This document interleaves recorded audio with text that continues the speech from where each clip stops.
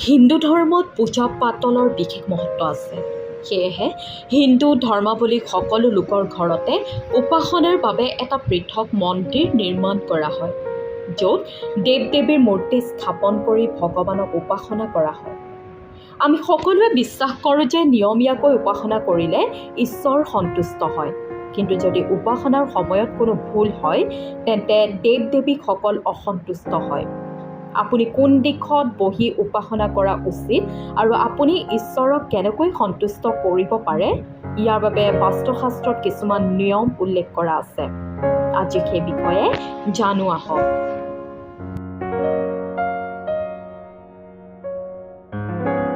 চাকি জ্বলোৱাৰ সঠিক দিশ।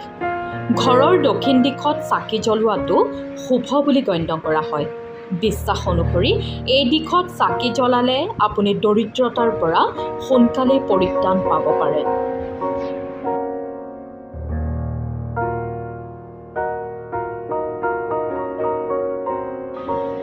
উত্তৰ বা পূব দিশ।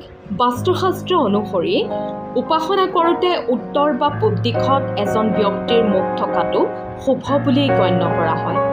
পূব দিশৰ ফালে মুখ কৰি উপাসনা কৰিলে কৰোঁতাজনে জ্ঞান লাভ কৰে। এই দিশটোক শক্তি আৰু সাহসিকতাৰ প্ৰতীক বুলি গণ্য কৰা হয়।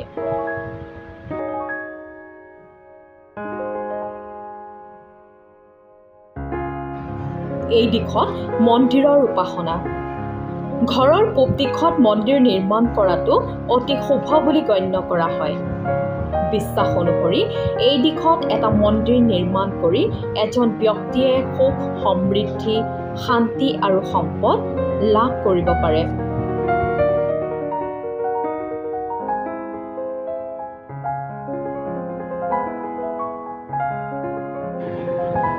প্ৰস্থ উচ্চতাৰ দুগুণ কৰিব। মন্দিৰৰ উচ্চতা প্ৰস্থৰ দুগুণ হ'ব লাগে। বাস্তুৰ মতে এই যুগ অতি শুভ। মন্দিৰটো এই যুগত নিৰ্মাণ কৰিলে ঘৰখনলৈ ইতিবাচক শক্তি আহে।